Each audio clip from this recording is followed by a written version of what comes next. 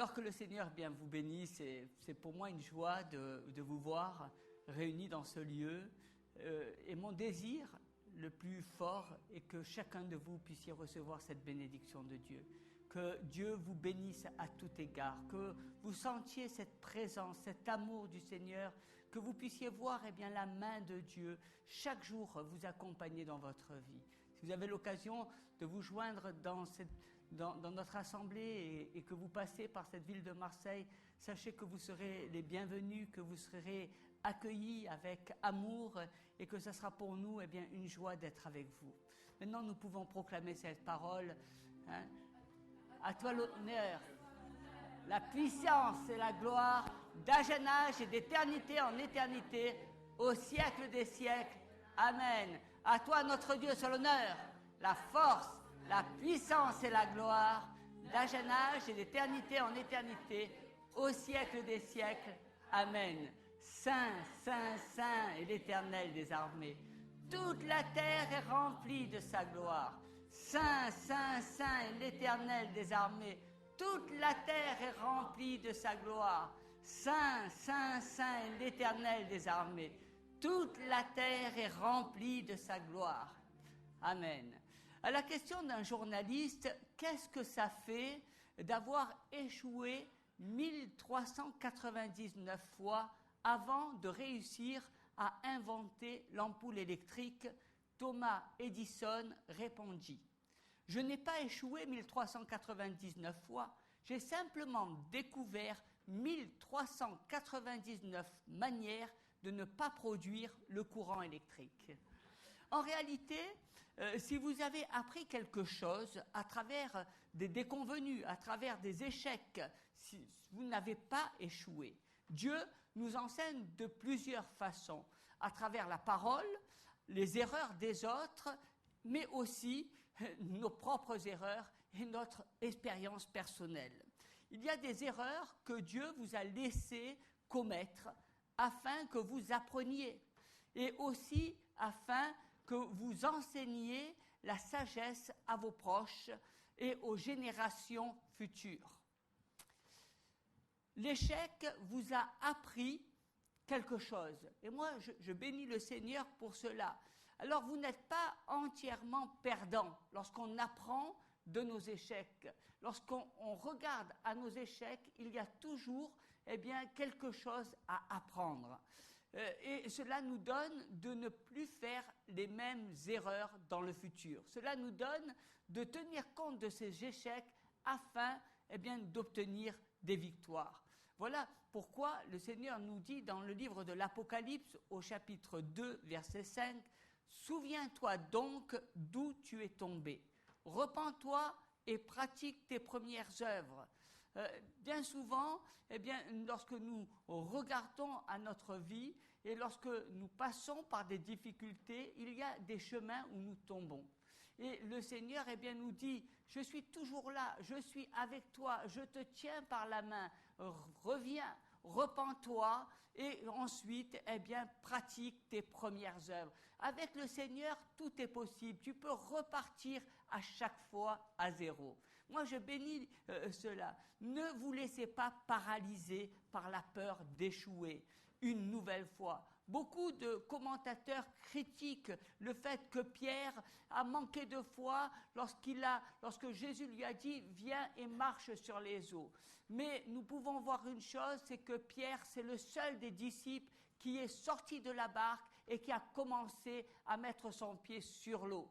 Et c'est le seul des disciples qui a marché par la foi. C'est ce disciple qui n'a pas regardé à ses capacités, mais qui a écouté à la parole de Dieu et qui a toujours suivi le Seigneur. Et lorsque nous regardons à la vie de l'apôtre Pierre, nous voyons que lorsqu'il a péché pendant toute une nuit, Jésus lui dira le lendemain « Viens et suis-moi ». Il le suivra et il ramènera une pêche extraordinaire. Vous voyez, Pierre n'a pas regardé à son échec, mais il a continuer et Dieu lui a donné de pouvoir aller de l'avant. Bien souvent, nos échecs nous permettent de regarder, de nous figer, de nous paralyser et nous permettent d'être emprisonnés parce qu'on n'a plus envie de faire quelque chose, parce qu'on est découragé, parce qu'on se dit mais c'est pas possible de pouvoir arriver, regarde mon expérience, regarde ce que j'ai vécu, regarde les déconvenus,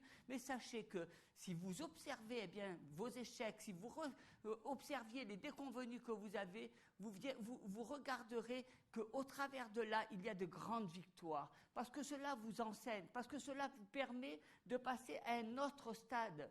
Vous devenez plus fort, vous êtes appuyé sur le vécu, sur l'expérience de la vie. Et je bénis le Seigneur pour cela. On prend tous les jours des risques. Rire, c'est prendre le risque de paraître insensé. Pleurer, c'est prendre le risque d'être sentimental. Montrer ses sentiments, c'est prendre le risque de montrer sa vulnérabilité. Parler de ses rêves, c'est prendre le risque d'essayer les moqueries des autres. Vivre, c'est prendre le risque de mourir.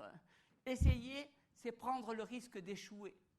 Mais la plus grande tragédie, celle de la vie, c'est de ne rien faire, de ne rien essayer. Et je bénis le Seigneur pour cela. Si vous n'acceptez pas le moindre échec dans votre vie, si vous n'acceptez pas la moindre déception, si vous n'acceptez pas le moindre revers, ne faites pas l'œuvre de Dieu. Il est illusoire de penser que parce que nous sommes des enfants de Dieu, tout va être pour le mieux dans le meilleur des mondes. Ce n'est pas parce que vous connaissez le Seigneur Jésus dans votre cœur que vous serez celui qui sera toujours à la première place.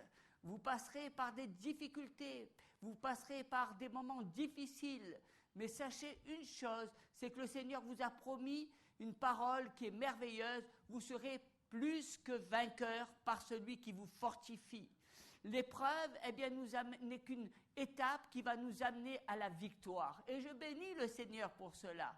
Les échecs, sont là bien souvent pour nous amener à une étape supérieure, celle d'être victorieux dans la vie.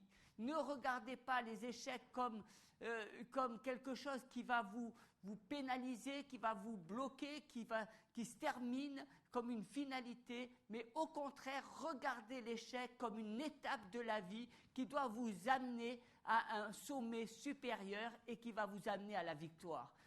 Tout échec, tout déconvenu, toute expérience négative apporte à quelqu'un des richesses inexplicables. Bien souvent, lorsque nous ne sommes pas passés par des situations, nous pouvons comprendre comment dépasser ce moment ou dépasser ces moments de difficulté qu'au travers du moment où nous les avons expérimentés, où nous les avons vécus. Et je bénis le Seigneur bien pour toutes ces choses. Il est dit que l'épée dévore tantôt l'un, tantôt l'autre, dans le livre de 2 Samuel au chapitre 11, verset 25. L'épée s'abat une fois sur l'un, une fois sur l'autre. Les déconvenus de la vie, les épreuves de la vie s'abattent à la fois sur les chrétiens comme sur les non-chrétiens. Et nous ne pouvons pas dire que Dieu nous a privés de toutes ces épreuves. La parole de David reste très actuelle pour notre vie. S'imaginer être sans cesse dans une phase dite positive, c'est qu'illusion. Le Seigneur ne nous appelle pas à simplement être dans le positif, mais à expérimenter la parole de foi. Et l'épreuve, bien souvent, va nous amener à expérimenter la parole de foi, et c'est là que nous verrons la main de Dieu, que nous verrons la victoire de Dieu face à nos difficultés, face à nos épreuves. Je bénis le Seigneur parce qu'il n'y a pas de victoire sans épreuve. Et l'épreuve, est là bien souvent pour que nous puissions non pas abandonner, mais que nous puissions résister afin de tenir ferme et d'avoir la victoire. Déclarer, on aurait souvent tendance à penser que dans des moments difficiles, on aimerait entendre « Ne t'inquiète pas, tout cela n'est pas définitif, tu vas finalement réussir, reste confiant. C'est là ce que le Seigneur nous dit.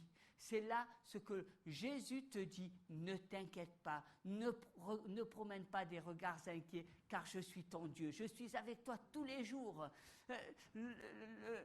Salomon disait, tu ne sais pas quand tu vas faire quelque chose si tu vas réussir. Peut-être que tu vas réussir comme tu vas échouer, mais le Seigneur, eh bien, te donne toujours la victoire. Ne regarde pas simplement tes échecs comme un échec, comme quelque chose que tu n'as pas pu obtenir, qui ne s'est pas réalisé, mais tiens compte eh bien, de cet échec afin de pouvoir aller à un niveau supérieur. C'est quelque chose de formidable, d'apprendre, d'observer, de regarder. On comprend, vous savez, à un moment donné, David a voulu remettre l'arche de l'Alliance dans la ville de Jérusalem. Et à ce moment-là, il nous est dit qu'en ramenant cette arche eh bien, sur un char, le serviteur Uza a été frappé d'un châtiment. Il est dit dans le premier livre des Chroniques, au chapitre 13, verset 11, David fut irrité de ce que l'Éternel avait frappé Uza d'un tel châtiment. Il ne comprenait pas David. Il a fait venir l'arche à Jérusalem et il pensait que c'était bien aux yeux de Dieu. Mais seulement, il nous est dit que David a mis l'arche sur un char, il s'est servi eh bien, des coutumes des Philistins. Il n'a pas regardé à la parole de Dieu et on ne comprend pas pourquoi David eh bien, n'a pas scruté à la parole de Dieu alors qu'il était enseigné dans la parole de Dieu. Quand nous regardons dans le livre de Josué, nous voyons bien que cette arche était transportée à main d'homme et que c'était les sacrificateurs eh bien, qui portaient l'arche de l'Alliance, celle que vous avez ici, et il la portait à main d'homme. Et cette arche, eh bien, elle ne devait pas être transportée sur un rythme des Philistins, mais elle devait être transportée au travers eh bien, de la prescription des Écritures de Dieu. Et là, ça a été l'erreur et le châtiment est tombé sur Uza. Il nous est dit que David fut irrité pendant un temps. Mais comment a-t-il réagi ? Au bout d'un certain temps, il est dit eh bien, que David a restauré l'autel de la louange. Il a compris qu'il y avait quelque chose qui n'allait pas. Il n'a pas tenu rigueur à Dieu. Après cette irritation, il a compris que c'est lui qui avait fait une erreur. Il a regardé aux Écritures, et là, il a vu que c'était son erreur, qu'il a voulu faire quelque chose qui était différent de ce qui était écrit dans la parole de Dieu. Et combien de fois, eh bien, nous aussi, nous expérimentons des erreurs parce que nous pensons eh bien, que c'est la meilleure façon, que c'est le meilleur des choix, et nous regardons même aux principes humains, aux principes de la société, sans tenir compte des préceptes de Dieu. Et cela nous amène à vivre des déconvenues, cela nous amène à vivre des échecs, à vivre des erreurs. Mais ce qui est important, c'est de regarder à l'attitude de David. David n'a pas eu la mauvaise attitude de baisser les bras. David ne s'est pas découragé, il n'a pas abandonné l'assemblée, il n'a pas quitté son peuple, il n'a pas changé de religion. David, eh bien, il a regardé à son erreur et il a demandé à Dieu, eh bien, pardon, il a fait monter vers lui eh bien, toute l'adoration de son cœur en lui disant « Seigneur, tu sais combien je t'aime, Seigneur, je t'adore, je n'ai que toi, tu es mon rayon de soleil, tu es celui qui m'accompagne, tu es celui qui a fait qui je suis ». Et eh bien, ce sacrifice de louange et d'adoration a servi à David. Et je bénis le Seigneur parce que au travers de cela, eh bien, David s'est repenti de sa façon d'agir. Il a compris son erreur et Dieu a permis eh bien, à ce que cette arche revienne dans la ville de Jérusalem et qu'il puisse chanter, louer et que tout Jérusalem soit dans la joie. Dieu nous invite à regarder à sa parole. Bien souvent, nous traversons des échecs, nous traversons des déconvenues dans la vie parce que nous ne scrutons pas la parole de Dieu, parce que nous agissons au travers de nos propres pensées. Et Dieu nous invite à revenir, il nous invite à comprendre, il nous invite à revenir à la parole qui a été faite chair, afin que nous puissions recentrer nos vies, afin que nous puissions aplanir les difficultés de la vie et que nous puissions revenir à lui. Dieu nous invite tous les jours à nous repentir, à s'approcher, à lui dire, Seigneur, pardonne-moi si je me suis trompé, pardonne-moi si je me suis écarté. Je sais que tu es un Dieu miséricordieux, je sais que tu es un Dieu bon, je sais, Seigneur, eh bien, que le sacrifice de Jésus est le pardon de mes fautes et de mes transgressions. Et cela, chaque jour, nous sommes invités à le faire. C'est une grâce merveilleuse que le Seigneur nous accorde. Bien souvent, nous passons par des tragédies, et combien de familles passent par des tragédies?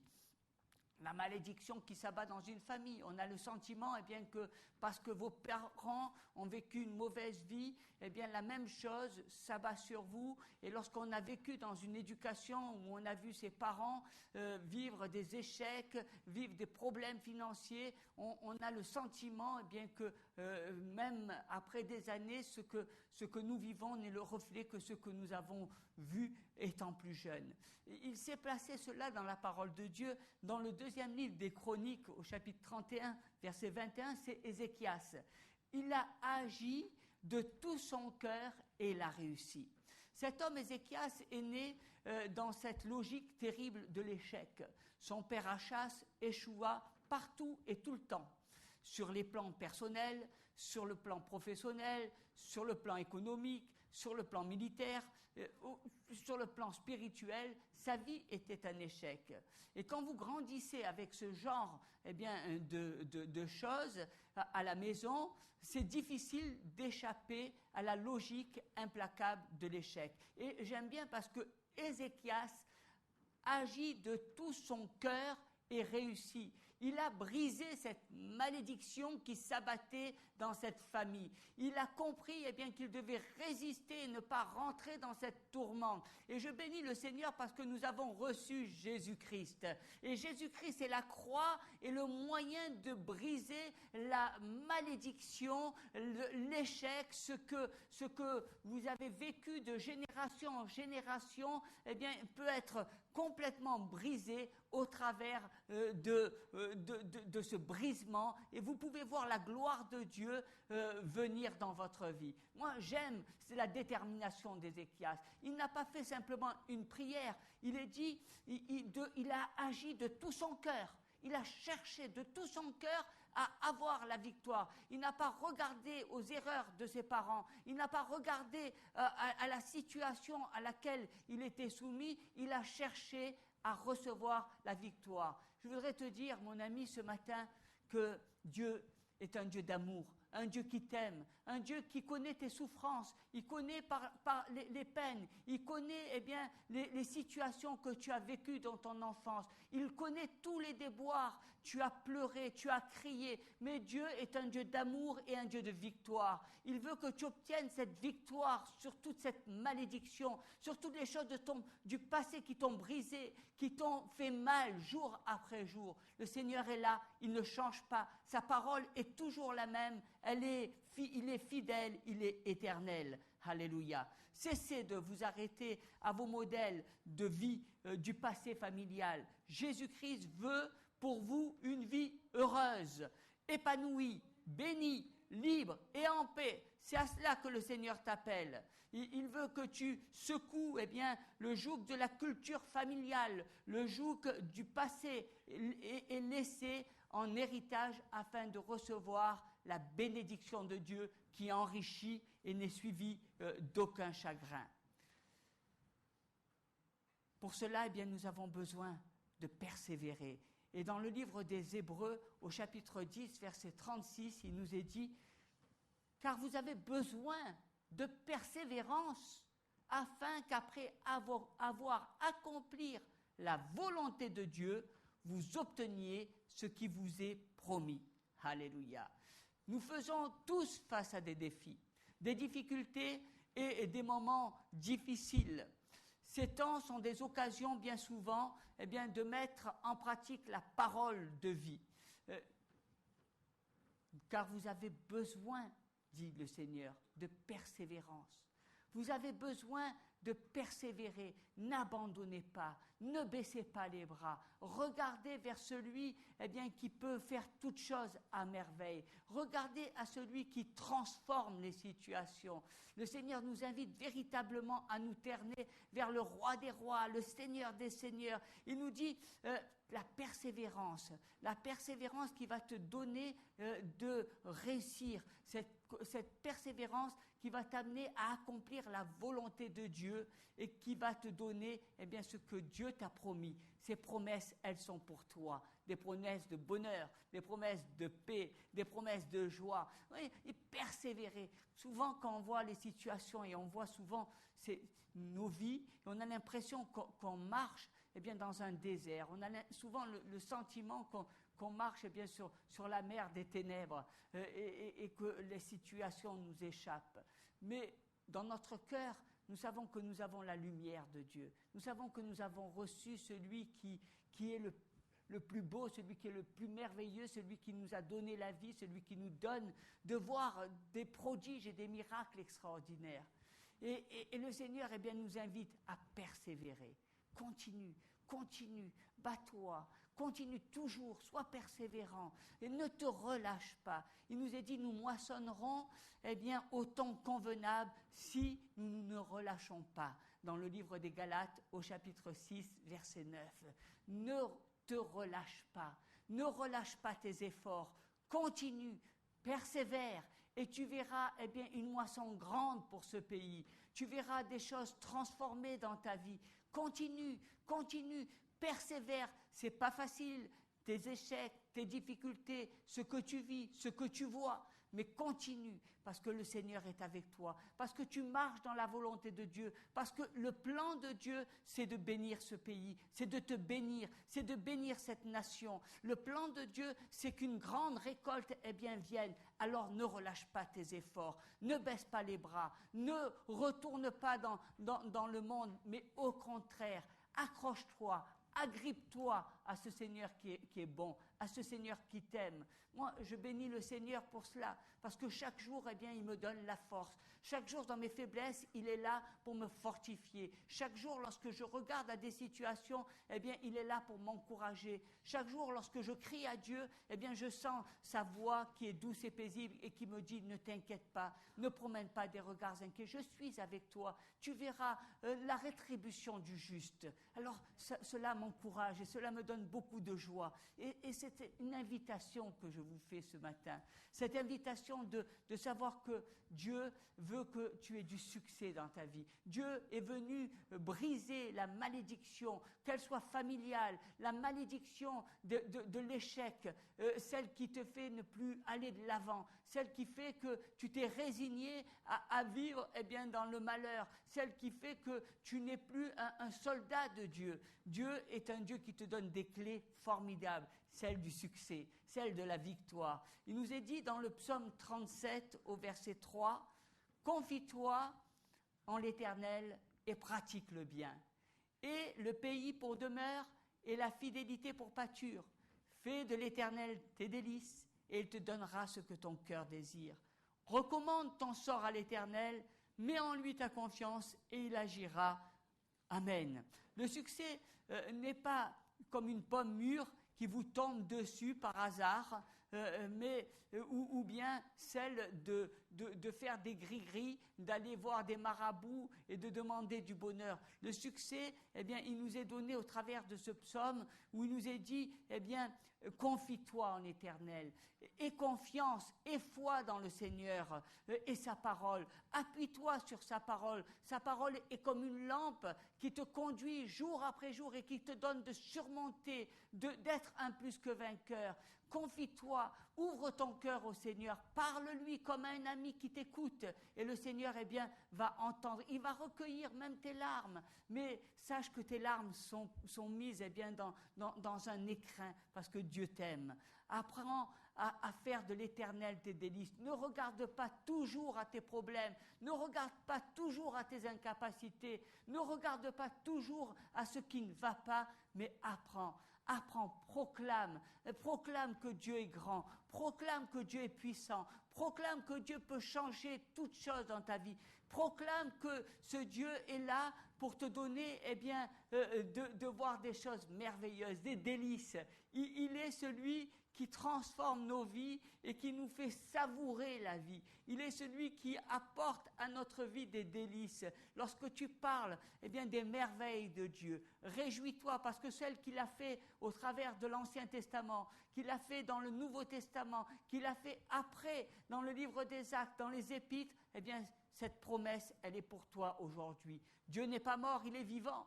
Il est toujours le même, hier, aujourd'hui et éternellement. Et notre Seigneur, veut te donner, de voir ses délices, de faire de lui ses délices, de prendre, toutes choses merveilleuses et de regarder à ce qu'il a fait de toi. Il a fait une créature merveilleuse. Il t'a donné des projets de bonheur. Il a quitté, il a brisé la malédiction pour faire de toi, un être nouveau, né de nouveau, une bénédiction pour les autres, un homme, une femme qui est appelé à bénir, un homme, une femme qui est appelé à servir, un homme, une femme qui est appelé à donner. Et cela, nous réjouit. Apprendre à vous abandonner entièrement entre les mains de Dieu. Recommande ton sort à l'Éternel. Apprends à t'abandonner entre les mains de Dieu. Sache, mon ami, que Dieu t'aime et qu'il a pour toi un projet de bonheur. Il te réserve le meilleur. Ce qu'il veut pour toi, c'est quelque chose qui est extraordinaire, qui va te suivre tous les jours et qui va te combler de joie. Mais pour cela, abandonne-toi entre les mains de Dieu. N'essaie pas toujours de tirer les fardeaux. N'essaie pas toujours de faire par toi-même. N'essaie pas toujours avec ta logique, avec tes pensées. Ne prends pas la place de Dieu. Mais au contraire, laisse-lui diriger ta vie. Laisse-lui prendre les rênes de ta vie afin qu'il te donne de voir la victoire. Dieu te promet des victoires. Il a fait de toi un soldat. Il est venu pour changer toutes ces incapacités. Il est venu pour changer toute cette petitesse qui est en toi afin de t'amener à faire de grandes choses. Il est dit que le Seigneur, il élève les humbles et il rabaisse les orgueilleux. Et je bénis le Seigneur pour cela. Nous allons nous incliner dans la prière et que le Seigneur te bénisse. Dieu a des projets de bonheur pour toi. Il t'aime. Je sais que passer par les échecs, par les épreuves, c'est souvent difficile.